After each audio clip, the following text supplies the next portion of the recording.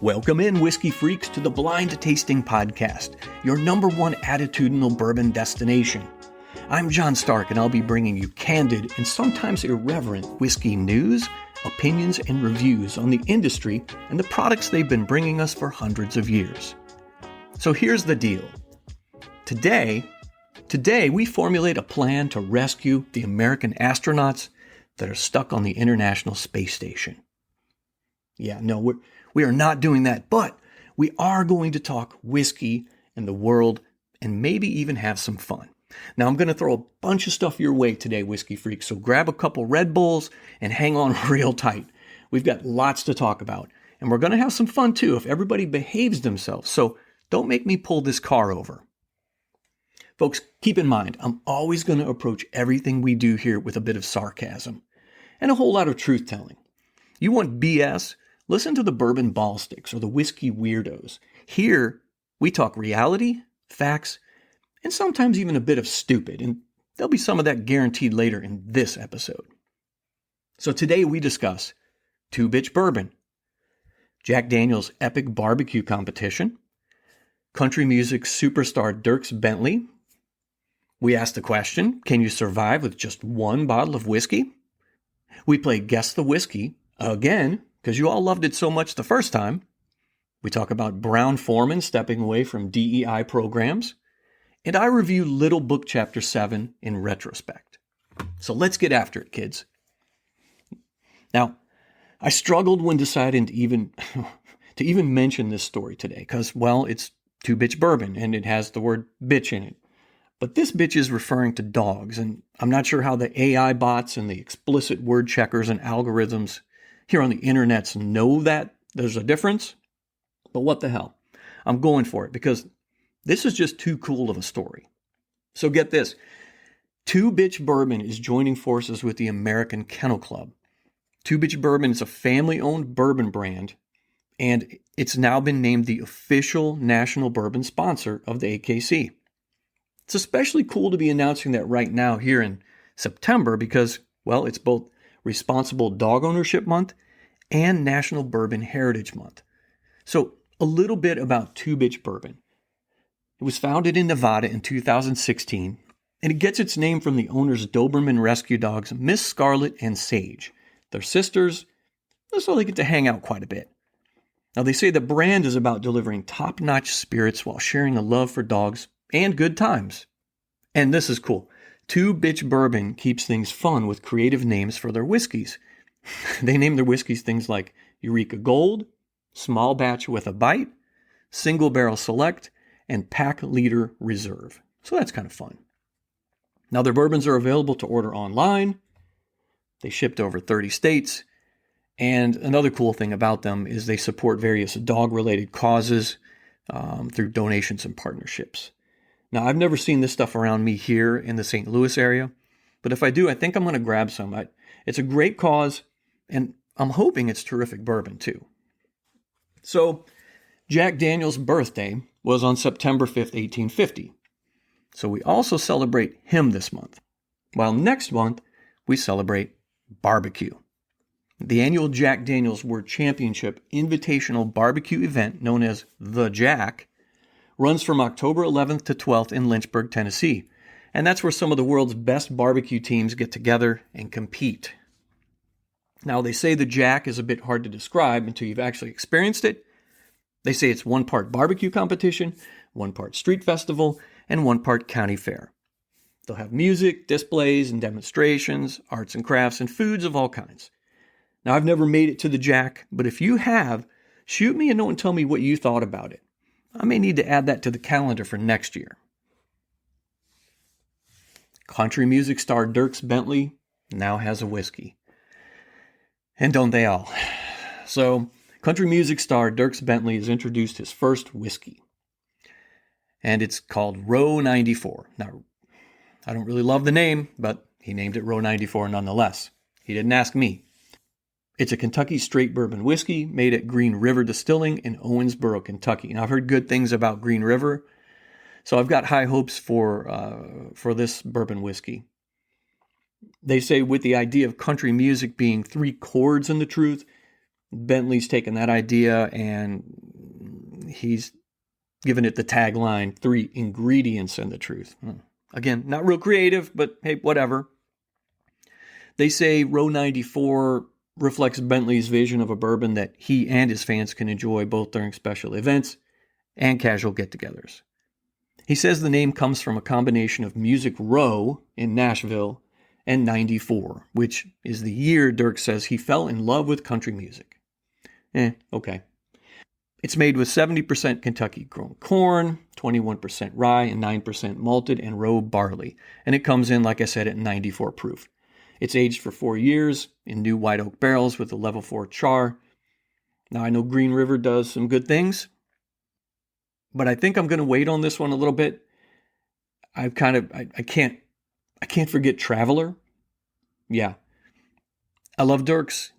He puts out great music, and he's a very fun guy, but I think I'm going to hold up on getting another young, unproven bourbon from a celebrity. That's just me. Serious subject now, kids.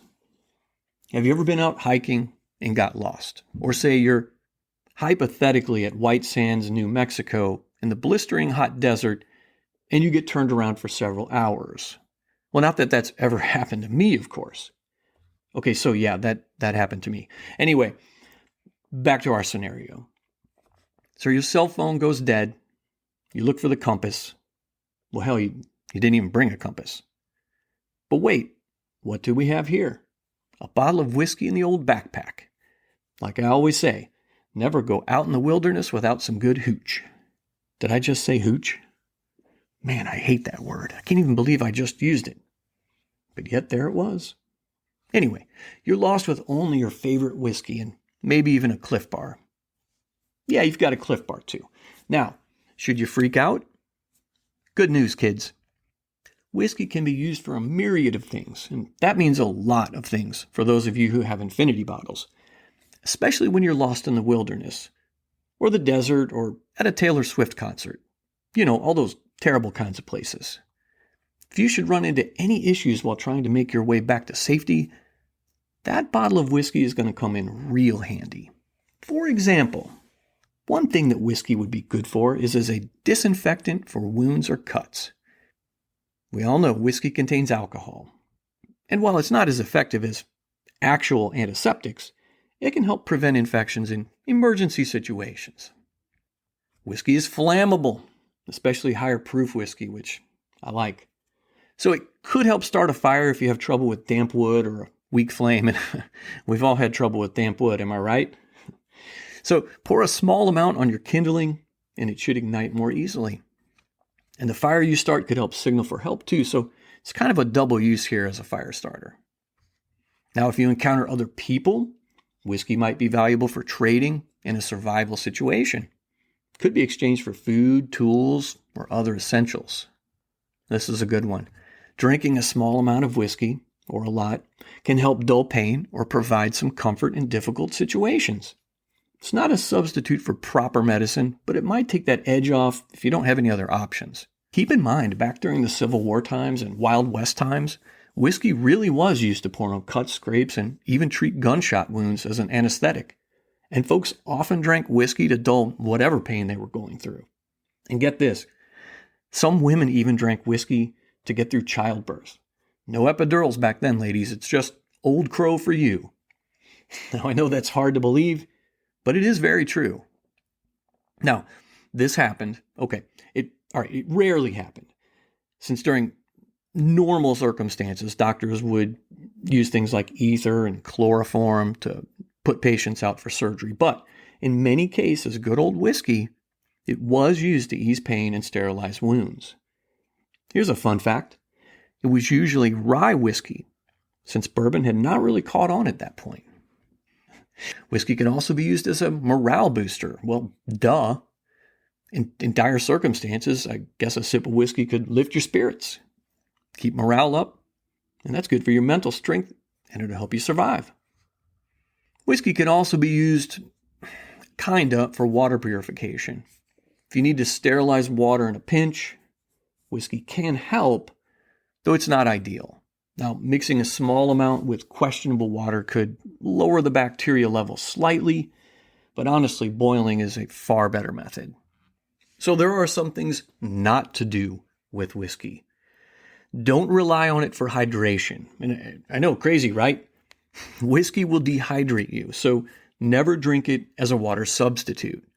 You're also going to want to avoid drinking it in cold weather. Now, I've always heard that drinking something, whether it be brandy or whiskey or something, is good during cold weather. But they say it might make you feel warm temporarily, but alcohol dilates your blood vessels and it leads to a more rapid heat loss.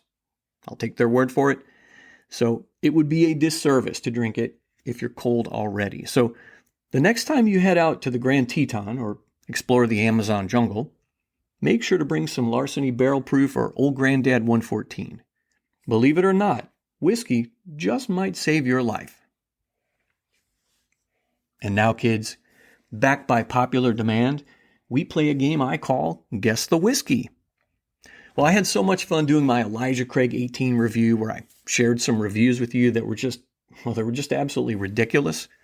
Today we're going to play a game called Guess the Whiskey. In this game, I read a made-up whiskey review, or maybe it's not made up, and then you guess which bourbon or whiskey it matches up with the best. It sounds like fun to me. Do you know any other podcasts out there that have audience participation like this? Yeah, me neither. And as always, this is going to be free of charge. They might be real, they might be fake. I'll leave that up to your imagination. So let's get started. But first, I'm going to need some special music for this to set the tone.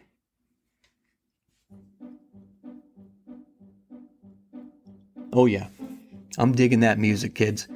Kind of helps me get into my review reading voice. Here we go. Guess number 1.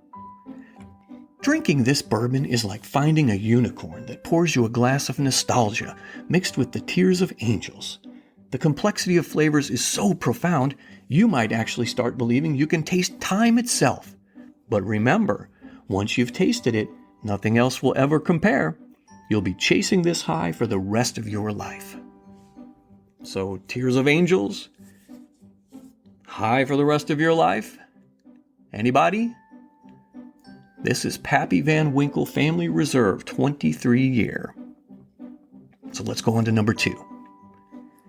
Drinking this bourbon is like stepping into a time machine and getting punched in the face by a 1920s gangster, but in a good way. It's rich, bold, and has a spice kick that'll make you want to dust off your fedora and start hopping from speakeasy to speakeasy. This one should be fairly easy. This one is Old Forester 1920. All right, number 3. Drinking this bourbon is like riding a wild stallion through a forest of charred oak trees while a cinnamon stick whips you in the face. It's bold, it's brash, and it'll make you feel like you could wrestle a bear and win. Okay, now this one's crazy. I have no idea how anybody would guess this. So I'm just going to tell you that it's Wild Turkey 101, and none of that made any sense. All right, number 4, and this is going to be our last Guess the Whiskey. Here we go. Imagine sitting in a leather armchair by a crackling fire with a plate of spiced pecans and a slice of toasted oak for company. Now, pour that feeling into a glass and you've got this amazing whiskey. It's so luxurious, you might start addressing your friends as old chap after a few sips. That, my friend, is Woodford Reserve Double Oaked. Well, honestly, that's about all the frivolity I can handle for now. Fun is fun, but we've got important matters to discuss today. So Brown-Formon is stepping away from diversity, equity, and inclusion programs to focus on, get this, making whiskey. Now, the maker of Jack Daniel, Woodford Reserve, they make Old Forester, they make a lot of other stuff too. They just canceled their DEI policies last month. In doing that, they've joined companies like Lowe's and Tractor Supply and Harley in ending their DEI initiatives. In fact, they've even shut down their webpage concerning DEI. Can't find it. Now, you might be asking, Why should we care? Or even, do we care? Well, first, I want to talk about why they opted out of these initiatives in the first place. And I think a lot of it has to do with the recent Supreme Court decision last year that declared that race-based affirmative action programs in college admissions was unconstitutional. That's a very serious topic. A lot of feelings on either side, or all the sides, really. But the court said that race-based admissions violated the Equal Protection Clause in Title VI of the Civil Rights Act of 1964 here in the United States. So, whether you agree with the court or not, it's the law now. So many companies, what they're doing is they're trying to get ahead of potential lawsuits, and they're changing or eliminating their DEI policies because in many cases, these policies act in a similar way to the college admissions scenarios where one certain characteristic about a person is used for admissions. So it would be like hiring only people of a particular race or religion or ethnic background. Another reason I believe they're stepping away from it is that they don't want to be defined by arbitrary guidelines that are set up by an outside group. And what I mean is, right now they're evaluated by something called the Human Rights Council's Corporate Equity Index. Now, the HRC is one of the nation's largest LGBTQ plus advocacy organizations. It's been publishing what they call their Corporate Equality Index for over 20 years now. And they use the index to evaluate companies based on their commitment to fostering inclusive workplaces for LGBTQ plus folks. So the HRC ranks all these Fortune 500 companies while other companies can opt in. And these folks decide based on really an ever-changing list of rules created by themselves which companies are doing a good job or a bad job regarding DEI programs. So to me, Brown-Formon is a Fortune 500 company. And to me, what they've done is they're just removing themselves from this index. I mean, it just sounds to me like they want to avoid lawsuits based on recent Supreme Court ruling and then focus on their core, which is making whiskey and other fine spirits. It's my opinion, and I'm going to give it. I believe they've got an obligation to folks like me and millions of others that are invested in their company. Their job is to produce the highest level product and at the same time keeping a close eye on their balance sheet. I think we've got to focus on hiring based on knowledge and skills and experience instead of focusing on things like identity characteristics like race or gender. And honestly, even the Supreme Court says this, at least as of now. And good news, folks. In the United States, we have thousands of pages of laws and rules surrounding employment. We have the Equal Employment Opportunity Commission, and they enforce federal laws that prohibit discrimination in the workplace. And in most states, there are additional laws that dictate hiring and firing practices and the treatment of employees. I don't think that eliminating DEI policies at these companies is going to destroy the workplace. Okay, so I know I've completely dumbed down a super complicated issue where folks are really wound up on many sides. I get that. But sometimes the complex can be made simple. Use your brain. Think rationally. It's amazing, but sometimes it is possible to overthink and overcomplicate things to the point that what we end up with is BS from all sides. I am thankful. I'm very thankful we have so many checks and balances in place. And also, I'm just really glad that most people are decent people trying to do the right thing for our fellow humans. And that's all I've got to say about that.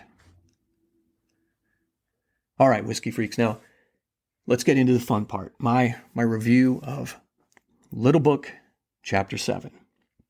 So, what does Freddie No Jr. say about this concoction he calls Chapter 7 in retrospect? I'm going to quote what he says here. He says, Little Book Chapter 7 in retrospect is the 7th chapter in the Little Book Whiskey series. In retrospect offers any curious whiskey drinker a chance to explore where American whiskey can go by looking back to where it's been. Okay, that doesn't say much as far as substance goes to me, but I get what he's trying to say. I think he means once folks try this and they're going to potentially enjoy this Chapter 7, they'll be more open to trying things that may be outside their usual comfort levels. At least that's my takeaway. So let's get into the details. I didn't say Dietz because I'm a civilized human who made it through 8th grade. So the company is Beam Suntory. The distillery is Jim Beam. And the proof of this one is 118.1. And so far we're off to a good start.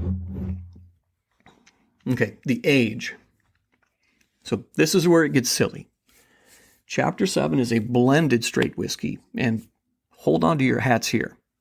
It's actually a blend of 7 cask-strength American whiskeys. It's one from each of the brand's previous 6 released chapters of Little Book, and now a 7th new one's been added.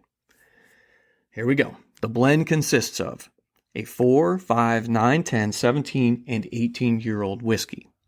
The 18-year-old is a Kentucky straight bourbon. The 17-year-old is a Kentucky straight bourbon. The 10-year-old is Kentucky straight rye. 9-year-old Kentucky straight bourbon. 5-year-old straight malt finished in apple wood smoked barrels. 4-year-old Kentucky straight bourbon. And 4-year-old Kentucky straight rye. Whew. So the mash bill obviously is undisclosed percentages of the whiskeys I just listed. So it's a conglomeration. Now, as you all know, I despise infinity bottles. And quite frankly, I'm getting vibes of a really, really expensive infinity bottle here. We'll find out soon enough, and I'm keeping an open mind. I always have to keep in mind Freddie is an 8th generation master distiller, and Jim Beam usually knows what they're doing. Now the price of this, speaking of expensive, I picked this up at the Jim Beam distillery last year for $150. It's very expensive indeed, but not unexpected. It's in line with previous Little Book releases, and I'm not angry about it. It's just that my wallet's a little lighter now. I was kind of taking a flyer on it. I passed up the lineage that they had in stock, so I have high hopes that my money is well spent. Now the bottle. I always mention the bottle shape and style. This bottle is the typical Little Book bottle, which is kind of a very sexy, tall, clear glass. Tapers to the top like an expensive bottle of wine. And they've stolen the wax idea from makers to a degree by sealing it with black wax. It's got a beautiful gold medallion that says created by Fred No attached to the outside of the bottle. And it has 2 ribbons that reach down from the wax, kind of making it, well, it looks very expensive to be honest.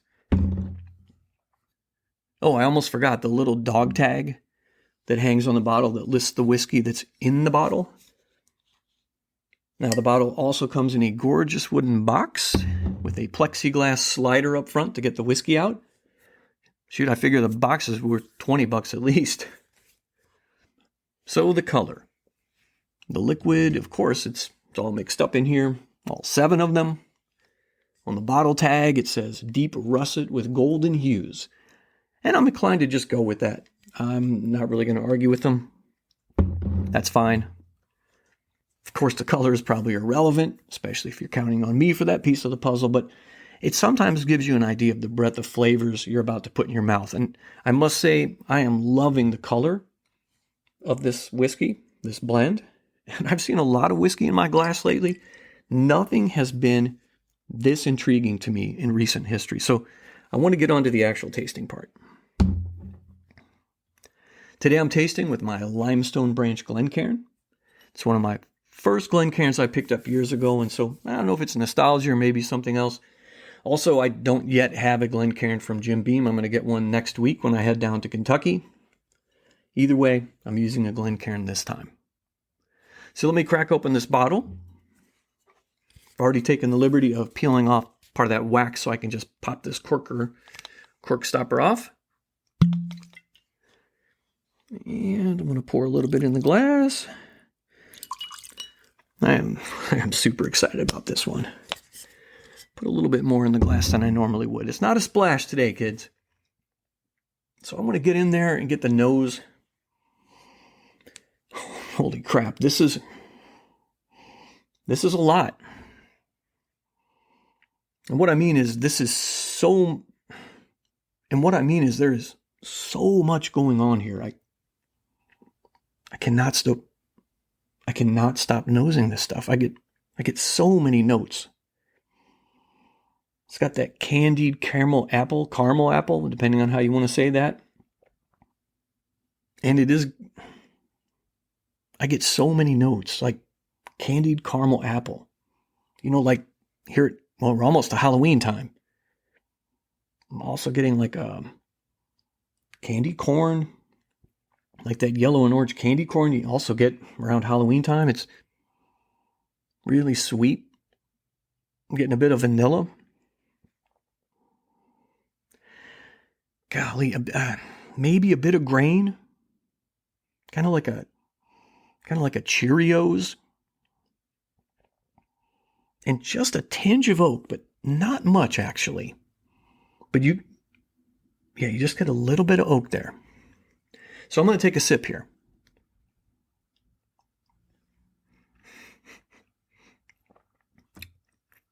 Wow, this is a flavor bomb. It's not an overload, but damn close. I can taste the proof, at least on the first sip, and that's kind of normal, but it's not a harsh alcohol burn. And I've got so many flavors. They're hitting from all directions. I'm getting tons of that apple that I got on the nose, and it's caramely. I'm not sure if that's a word, but it's caramely. It's got a smokiness to it.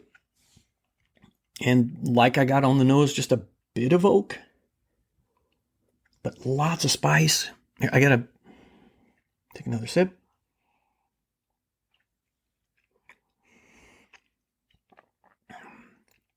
Yeah, the second sip, a lot easier to roll off the tongue. I'm getting some seriously delicious tobacco notes now. You're going to have to get a sip yourself. This stuff is checking a lot of boxes. I'm going to take one more sip here before we talk about the finish. Okay, I'm going to kill this bottle this weekend. There's no doubt in my mind, kids. There are so many good things going on here. There are so many whiskeys in here, and it's hard to believe, but they are really in there coexisting together in this bottle. This is harmony in a bottle. That apple and the caramel notes are slow to fade away. You get a little bit of that oak. Maybe a little bit of clove action going on. And what I love more than anything is that beautiful tobacco on the end. Maybe a tinge of barrel char on the way out. It's long and it's fantastic. So you're probably wondering, what's the verdict? Well, I'll have the answer right after the money spot. Are you looking to update your bar or man cave with some great photographs or wall art? Head over to Etsy at famousdocs.etsy.com and pick up some fantastic prohibition, whiskey, and gangster-related photographs and art. Great stuff relating to the rise and fall of Prohibition, and rare photos of Al Capone, John Dillinger, and Bonnie and Clyde. And if you purchase 4 or more items, you'll get 20% off your entire order for a limited time. That's famousdocs.etsy.com. famousdocs.etsy.com. So now here we are at the verdict. And, if you listen to the Blind Tasting Podcast, we have 3 verdict options. Are we going to keep it, collect it, or cull it? And to keep it means to proudly display it in your liquor cabinet or bar. This stuff is good for a pour anytime, but no need to stock up since it's always available. The second choice is collect it. Grab another bottle or 2 since you find it so damn delicious, or it just may not be easy to obtain. And the last option is cull it. Use it to loosen rusty bolts or sanitize a dirty toilet. In the case of Little Book Chapter 7, I say collect it. Honestly, folks, I was getting those annoying infinity bottle vibes after reading the long list of whiskeys Freddie put into this one. But after sipping this one for just a few seconds, I knew I knew it was something special. Would I pay $150 for it again? All day, every day, and twice on Sunday. I'd pay $200 if I could even find it anymore. If you can, you got to get some. Hide some. Share some. You know, I hate to use the word flavor bomb, and I used that earlier, but I've used it, and I mean it. This is one of the most complex, delicious whiskeys I have ever poured into my mouth. The depth of flavors, long finish, just so damn satisfying and so good. I'm speechless. All I can say is, Freddie, you done did it, my man. The box, the bottle, the amazing whiskey in the bottle. A big thank you, sir. We appreciate you, and thank you for Chapter 7. And who else should we thank? Well, last but not least, I got to give a shout out to the farmers, distillery production guys and gals, and warehouse workers.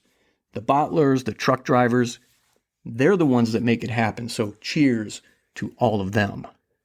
And don't forget to like, follow, and share Blind Tasting Podcast on Facebook and Instagram, and subscribe to the podcast for my unique perspective on whiskey. Well, that's all I got for today, Whiskey Freaks. Thanks for listening to the Blind Tasting Podcast, your #1 attitudinal bourbon destination.